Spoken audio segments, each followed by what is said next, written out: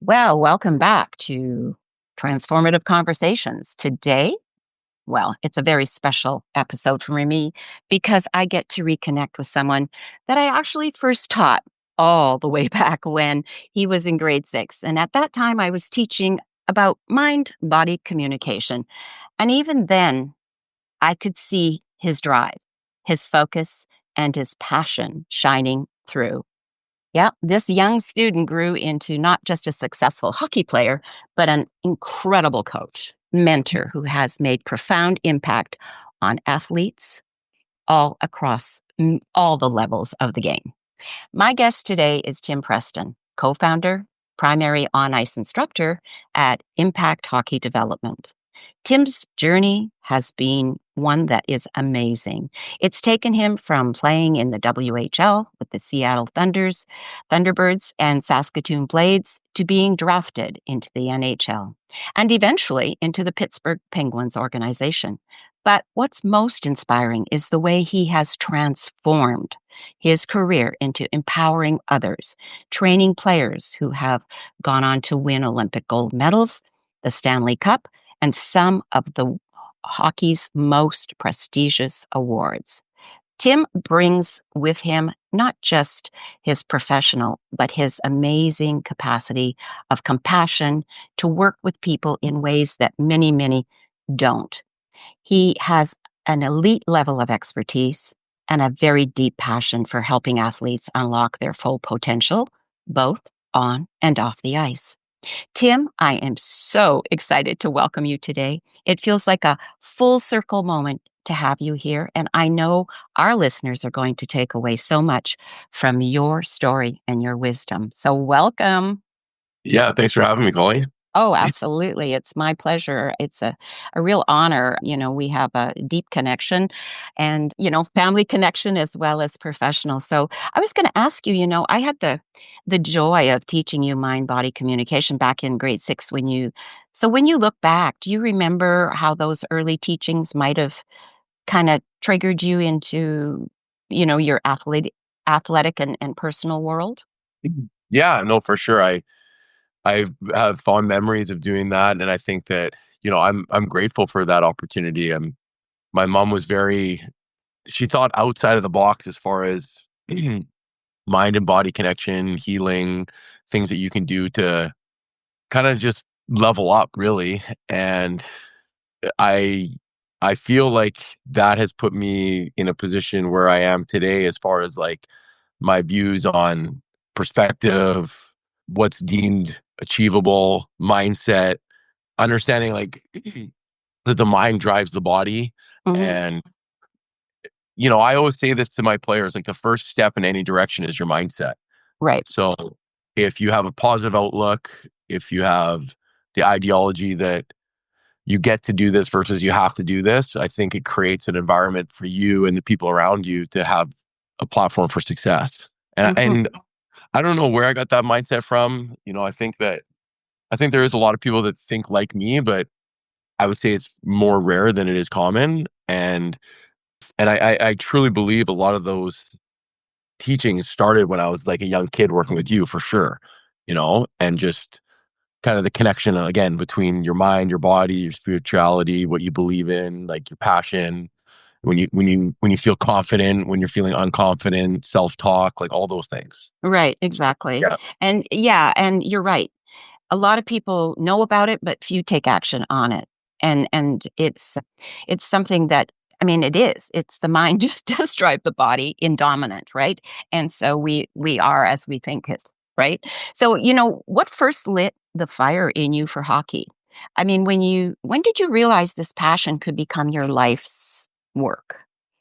Well, first, obviously, I was a player, and I just enjoyed playing. I loved the feeling of improvement. I love the feeling of working towards something, having a goal. Like I would be so passionate about training and shooting pucks in my backyard. And I remember as a kid always having to set up like the perfect shooting area so I could go in my backyard and shoot hundreds and hundreds of pucks. And I remember playing games against myself, like, shooting 20 pucks, how many targets can I hit? And then doing it again and seeing if I can beat my score. Like, I just love the idea of of having a goal and working towards it. And then, of course, just like the community of hockey, being around your friends and your teammates and coaches. Some of all of the closest friends I have today are connected to hockey in some way or another. Well, Mhm. I would say a vast majority of them, right? And even Mm. even some of my closest friends are the same people that I met when I was 7, 8, 9 years old, just starting out in hockey, right? Right. So, like David Morstead comes to mind. Him and I are still really close. We actually Awesome. went on a run together this morning, Oh, right? We're going. wow. Him and I are going to Whistler this afternoon and doing a fitness event tomorrow. And that connection started at such a young age, and the journey was built through hockey, and then it just continued into our adult life. So, and there's many stories like that, Mhm, right? mhm. Yeah. So so I guess my journey in hockey started as a player and loving the game, and then as I got a little bit older, I kind of segued into the mindset that maybe I wasn't going to be able to do hockey at a professional level. You know, my wife Sarah and I had Carson when we were quite young. Sarah was only 18, and Sarah had just turned 19, and I had just turned 20, Right. and it kind of put my hockey career a little bit in fast forward. Like, I felt if I wasn't gonna be doing this like as a full-time career in my early 20s, then I kind of needed to make a pivot into something different. Whereas, if I didn't have that realization of what what my life was going to be, I probably could have explored hockey a little longer. Right. So, I mean, as a player, I should say. And then when I finished playing, or kind of when I came to the realization that I wasn't going to play any longer, I organically fell into coaching. And it started with who's now my brother-in-law. His name's Gary. He was the first kid I ever took onto the ice. So Gary's a little bit younger than I am, and he was still pursuing his goals in hockey at that time. And so we just got some ice and went on the ice and started doing some stuff. And I really found like I enjoyed it. I loved it. Right. I had that same internal feeling of helping somebody with their goals that I had when I was pursuing my own. Right. Like, it was just as rewarding for me Right. at that Yep, I time. get Like, it. I felt those same emotions. Mhm, And mhm.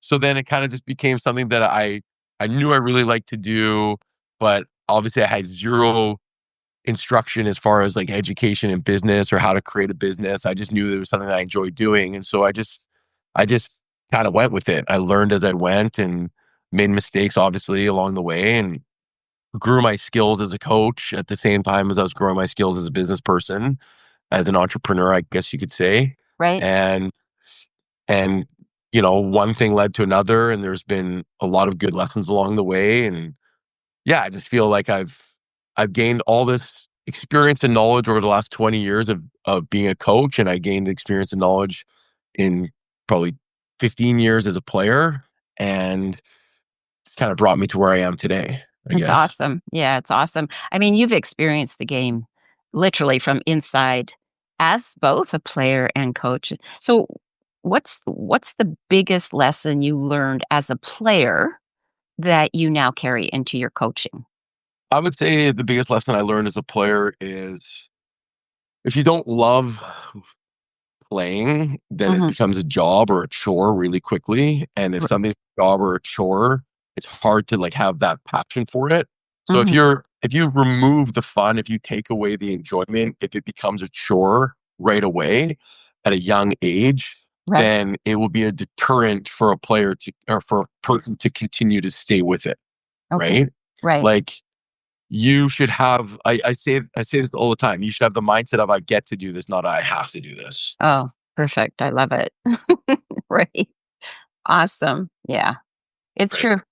It's true, and it carries over for, you know, me as well, but for people I work with, but it's the same. If you yeah, the mindset, right? If you get up and, "Oh my god, here we go again," type of thing, right? So, many athletes struggle with what's next, and, especially after their playing careers. So what was your personal transition like? I mean, personal from, you know, the WHL and pro hockey into coaching. How did it feel for you?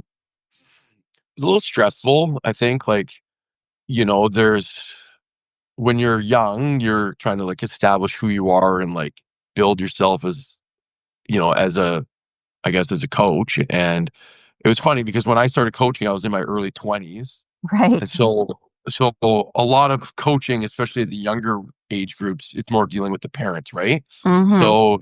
So I'm dealing with people that are in their, say, like early to mid 40s, a lot of people, right? Like kind of like I guess from like 30 till like say like 50, right? Like they're in Right. that the parents are in that pocket depending on how old their kids are and like what level they're playing at, etc.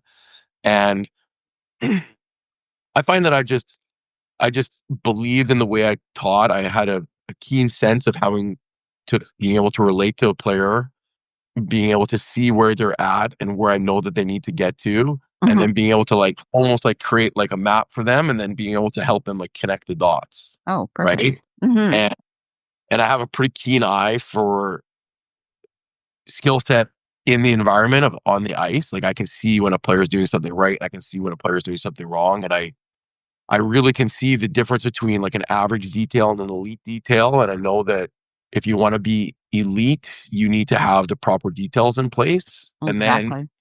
And then, and then, just recognizing now as I've grown and become a more advanced coach, and I've had a completely different mindset in my mid 40s than I did in my early 20s. Mhm. I just think that I just able to kind of recognize just the character of a person, the drive of a person, the will, you know, what they deem acceptable versus not acceptable as far as like, performance on the ice or just holding themselves to a high standard, Mhm. right? And Right. when I see those things and they're not easy to see, but I can see them, I become drawn to that person. Like I'm just like, this is a person that I know that I really want to invest my time with, right? Absolutely. Yeah.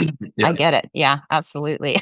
Reminds me of when I was with you in grade 6 for you, I saw it in you and I was like, yeah, I could see it. There was just this spark and I really wanted to work with it. So, what did you discover, Tim, about yourself, in that shift from being, coached to being a coach?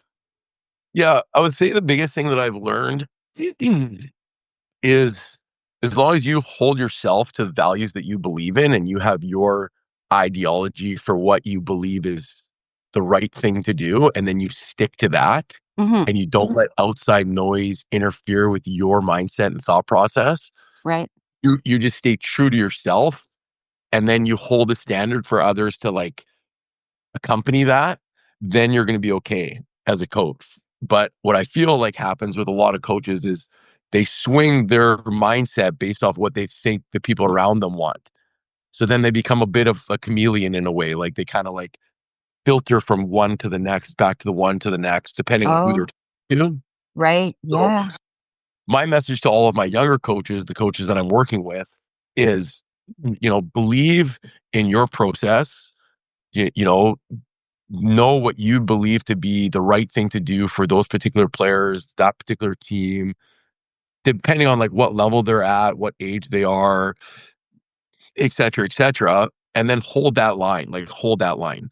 And when someone's trying to alter your mindset or alter your kind of thought process as to where that line should be, just always come back to your values, right?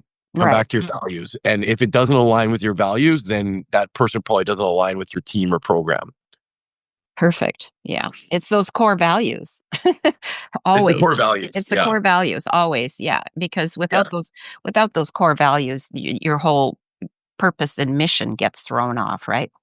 Yeah, and it's interesting because a lot of people's values are connected with what they believe to be successful. Mhm, And success mhm. is like a broad term. Oh, yeah. Success isn't same destination for everybody, right? No. And so in kind of like I guess in my world, I often think to myself, like does this person like to play hockey or does this person want to be a hockey player? And Right. those are like completely different, Yeah, right? And absolutely. if you just want to play hockey or whatever, if you just want to enjoy the time in that field and you're not taking it too seriously and you're not pursuing goals and you're just doing it because you enjoy it, then that's great. That's totally fine. There's nothing wrong with that. But if you're pursuing it from like a perspective of, okay, I have ambitions and goals, I want to be the best and I want to achieve the next level and I want to make the next team, then it's a different mindset going into pretty much every day, Mhm. right? Because if you want to be a high performance athlete, it's ultra competitive. We all know that, right? There's only so many Right. seats at the table, Exactly. and each day is like a chance to get better. And if you don't view it that way, and you don't enjoy it, you're not loving getting better. You're not like seeking to get better. You don't want that. Then there's too many people that do, right? And Yeah. then eventually there's just, I always say, like, if you're not working to get better every single day, then there's somebody else that is. And when you meet, it's going to be a very long day for you, Absolutely. right? Oh, yeah. Well, And getting better for me, like when I think of the terminology of getting better, that doesn't always mean like grinding in the gym, skating every day, shooting pucks every day. Some days getting better means like resting or stretching or, taking a day off or a week off or going on vacation, like, because that's just what you need for that particular time. absolutely. Absolutely. Yeah. A good way to burn out is doing something every day that, when your body is saying, "Hey, pay attention. I need to just chill for the day," right? Mhm. Absolutely. Yeah. So, your work, because you do work with everyone from beginners to Olympians, what do you believe is the through line? There's a through line that all great players, regardless of level, have in common. Yeah, just loving the game, loving being out there, enjoying your time with your teammates, building friendships, you know, connecting and bonding with your parents through the sport, through mentors, coaches, different things like that. I think that's probably one commonality for Mhm. all kids, all Mhm. players. Like, you know, guys that play in the NHL go to the rink and they're having fun and, enjoying it and goofing around with the boys and having a good time in the locker room. They know the time for having fun and enjoying it and being with the boys and being with their coaches and being with the people around them. And Right. then they understand like how to turn that off and turn on like the ultimate competitor. It's like they can really like flip the switch. Right. Yeah. And I think that's the same thing for kids too. Like they should enjoy being at the rink, love being with their team, but just know like, okay, now we're on a game day. We're half an hour from the start of the game. So I'm going to like just shift out of like goofy, having fun mode into more like a little bit more focused, a little bit more mindful of like being like present in my preparation for competition. Mhm. Right. Mhm. So I would say that those are common between all ages, all skill levels. Okay. In thinking about, in your view, what's the biggest mistake that players and parents, make when trying to, develop hockey skills? Hmm. Hmm. I would say the biggest mistake would be thinking that more is better. Okay. Right. I think that if you can learn by doing for sure. Right? Like, if a person goes out and shoots 100 basketballs with zero instruction, they're going to be better if they shot 10, right? But if you want to really get to the highest level, it's required that you have value to what you're doing. So I always say when you step onto the ice or you step into your like environment, it should be either I'm learning to get better, or I'm practicing what I've learned, or I'm just having fun. Mhm. So, like for example, if you go to like drop in hockey, or you go into like drop in basketball, or you're just going to go do something, and you're just purely going there for the enjoyment. You don't care if you learn anything. It's just there to have fun. Right. Then you need to be able to do that for sure, and then you need to be able to have somebody that you're working with that understands what it takes to get better and understands the difference between doing something well and doing something average. They're paying attention to your details. They're looking at your hand position. They're watching your shoulders. They're paying attention to your edges. They read your body weight. They see where you're losing power. They see where you're losing balance.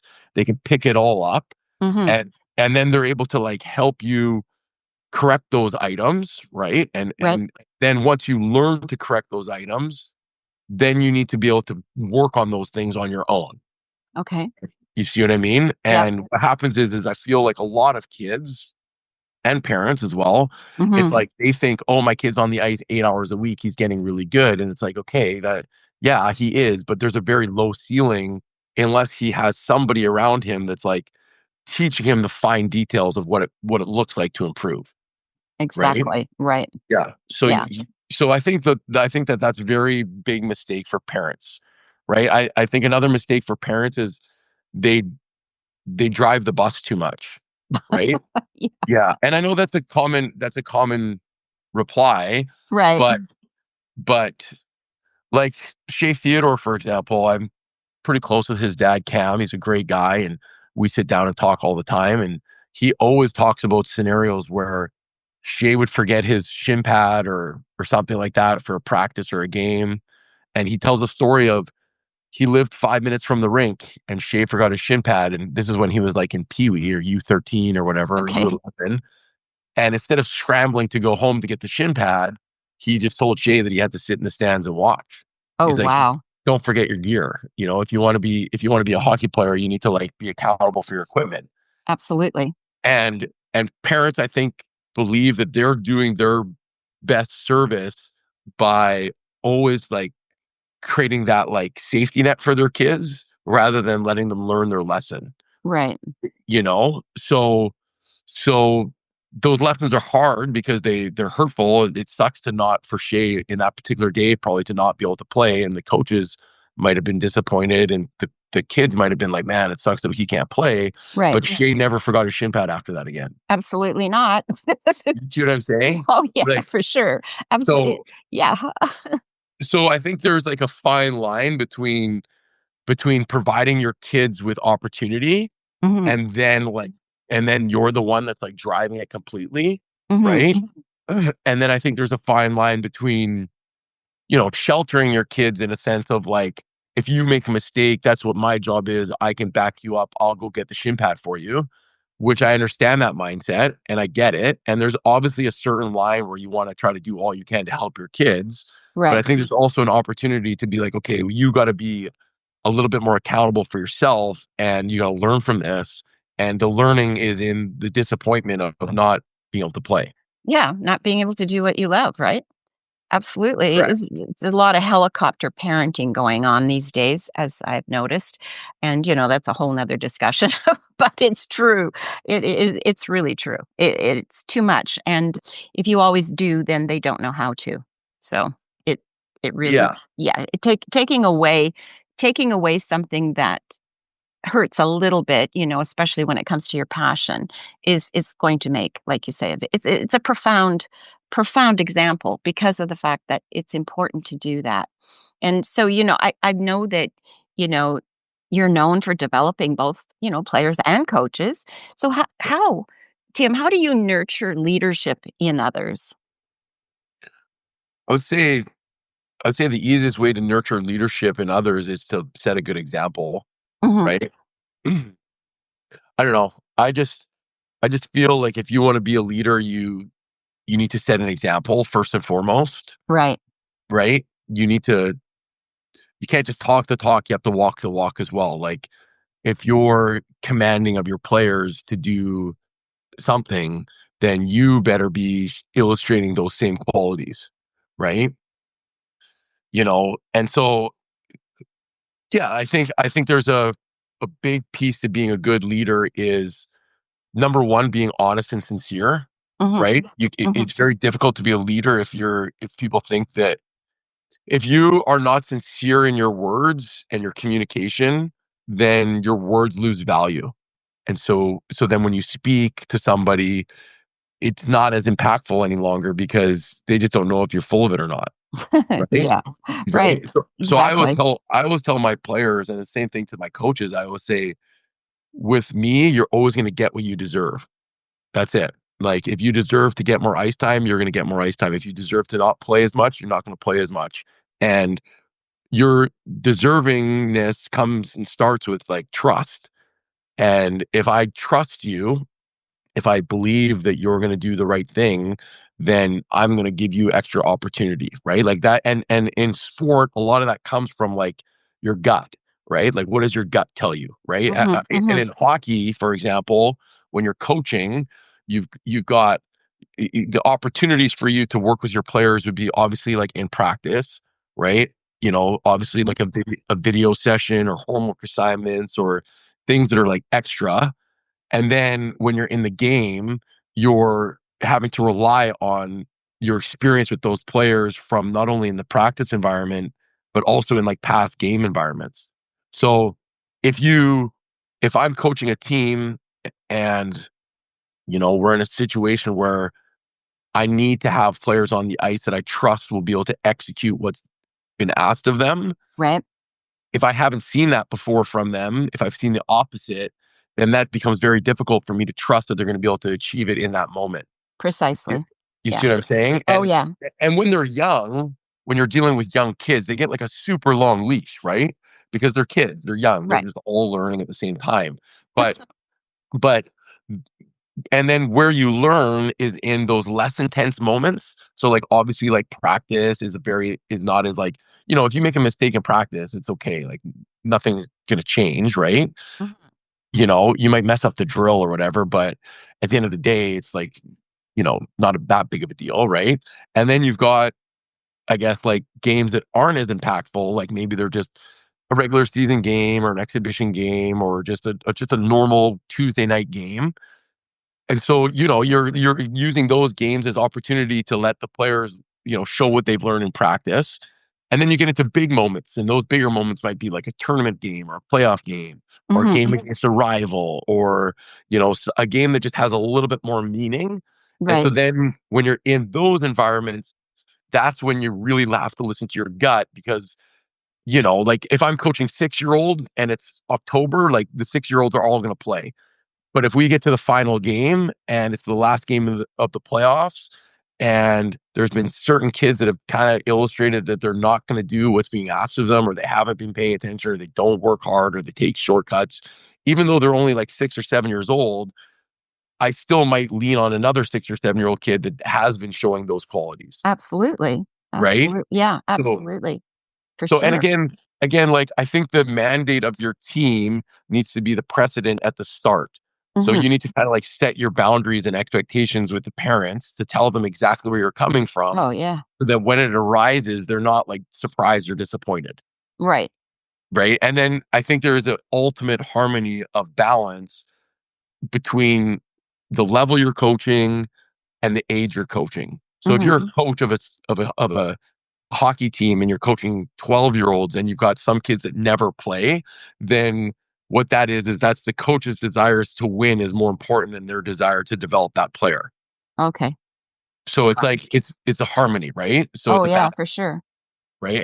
And yeah, like again, like success is a different destination for everybody. So like for some people winning the championships is success, and for others everybody having fun is a success, Mhm. Mhm. right? Absolutely. So you need to kind of set your standards and kind of like frame your season at the beginning and create a culture for your team at the start Right. and then just hold the line with that culture. Yeah, exactly, and that's what I was gonna ask you is, because hockey is such a mental game, it really is, how do you help your players overcome self-doubt or fear or setbacks? Yeah, so in our program we connected with a company or in the Bandits. So I guess I should start by saying I'm connected to a few different hockey organizations Right. and they kind of range from ages and skill levels, Okay. okay? So we have a program called the HPL Bandits. So Right. that's like the premier level of hockey for kind of like 6-year-olds to 13-year-olds. Mhm. All right. So kindergarten to grade 7. Right. So call that like our elementary program. And that program operates on a 10-month cycle. So they're starting their season at Labor Day and they end their season at like June 1st. Okay. Right. So so there's that program. Then we have the BC Lightning Spring program, and that's one of the first programs I ever started. I've been coaching the BC Lightning for over 20 years now. I should say, I've been running that program for over 20 years, Mhm. and that program's more built for kind of like that AAA player, that AA player, not that elite level player. So that the player that's trying to get to the elite level, or maybe they do other sports, or maybe they're just not as invested in hockey. They play more for fun, and they're a little bit less serious, let's say, and they only play in the spring. Okay. And we've got ages for that, the same kindergarten to grade 7. And then when I get to that grade 8 to grade 12 pocket, that's when I'm committed and invested and supportive of the Delta Hockey Academy. So like a ton of my time and energy goes into developing the program for the Delta Hockey Academy. And a lot of the kids that come through our Bandits program or come through the HPL program end up making that step into the Delta Hockey Academy. Oh, Right. wow. My role at the Delta Hockey Academy is director of player recruitment as well as director of player development. Okay. So I don't actually coach a team there. I more sit in a role where I'm able to like work with all the players and all the teams and all the coaches and help build that next crop of players that are coming through into our program. And the Delta Hockey Academy is in a position where we can be very selective of the players that we bring into our culture. Right. And I feel like it's my job to kind of like understand who's coming through our door, not only as a hockey player, but as a person as well. Right. Exactly. It's Yeah. fantastic. Yeah. What an opportunity for people who have, you know, actually done the work. It's, Yeah. Right. yeah, So absolutely. It's wonderful. where I was gonna go with that though Yeah. is, so with the Bandits, because you asked me a question about like how do we prepare our players for the mental side of the game. Yeah. So Absolutely. with the Bandits, what we do is we have a monthly Zoom call. Hmm. So in that Zoom call, it's a club call. So everybody gets the Zoom link. Everybody's welcome to join. And in every call, we have a guest speaker who's a sports psychologist or mental performance coach. He works with a group called Premier Mindset. Hmm. So and then they go through a series of 6 modules, I guess starting out with like knowing yourself, setting goals, then like self-talk, overcoming adversity, visualization and mental preparation. So there's like a topic each month that they review. And with in connection with the topic, there's always assignments for the kids, Okay. right? So they have to, because again, we're dealing with kindergarteners all the way up to grade 7. So Right. it's a pretty big spread as far as the different mindsets and kind of what they're going through. But we're trying to give them the tools at a young age to be able to overcome the adversities that we know are coming, Right. right? So similar, I guess, to like teaching a sailor how to deal with the storm, even though we're still in the harbor, Yeah. Right. right? Exactly. I love it. Yeah. Right. Yeah. Yeah. So little things like I'll give you an example of like an exercise. So we try to teach the players like visual cues or mental cues. Hmm. So we have them write down. It could be one word, or it could be a series of letters that mean something to a player, and we have them write them down on their hockey stick, so on the knob of their hockey stick.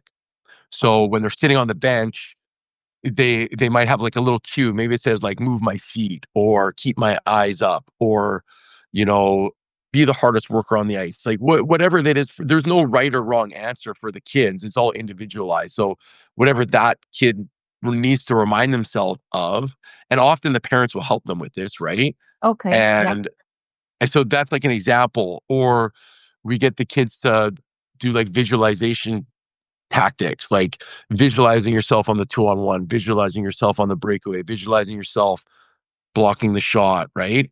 We teach them a lot about what's in your control. To me, that's one of the ultimate factors for having success is, can you focus on what you have control over the outcome, Hmm. right?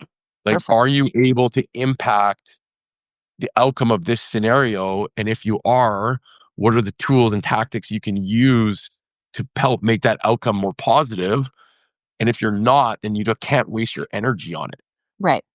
right? So, like, again, an example for me would be like when you're in a plane, like, there's no reason for me to be afraid of falling or crashing because I don't have any control over it. Like, I can't fly the plane. So No. if something happens and we're going down, then that's just what's going to happen. Right. But, when you're on like the side of a cliff and you're rock climbing and you're thinking to yourself, okay, like I don't want to fall here, you have tools to help you navigate your way up the rock without falling. So you can focus on the differences is one I have control over and one I have no control over. So Absolutely. Yeah. so Absolutely. yeah, one you're like super dialed, engaged, every single maneuver means something. It's like a giant puzzle you're trying to figure out as you go. And the other one you can just like fall asleep in the chair and hope for the best, Exac you know? Yeah, Yeah. exactly, yeah. Being a Yeah. being an ex-flight attendant, I can attest to that. Many landings and takeoffs, so I know what that's a Correct. yeah, absolutely, you just have to let go, absolutely, and the other you do have control, and then it's, a matter of how you react to the situation, right? Because it's in the reaction, and that's what it is, it's reaction. So, Yeah. yeah, absolutely. Yeah. You've trained players who've gone on to Olympic and NHL trophies and Stanley Cups. I mean, when you think of those moments, what feels most meaningful to you? I would say the relationships is always what's most meaningful to me. I just live in this world where I get to be so proud of the people that I'm like absolutely connected with. Like, I mean, Mhm. an easy example for me is Brendan Dillon, right? Like he's a guy that I met when he was just a young person, 15 years old, like gangly, awkward, kid, just another kid, just like a regular kid that came into our program. Like Right. wasn't a lot special about him from the onset.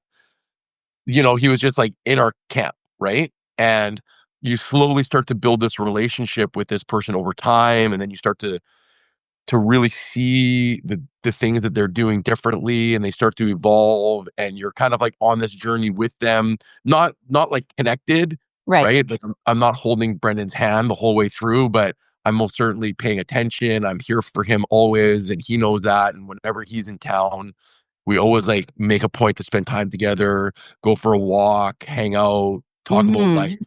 talk about hockey, talk about his family, talk about my family, like whatever it is that we're just conversing about. But again, that's just one example. And Right. there's many examples. Like there's hundreds examples of people that I have very deep rooted connection and relationship with Mhm. through coaching them. Yeah, well, it's a Right? tribe, right? It's a tribe. It really is. It becomes your tribe.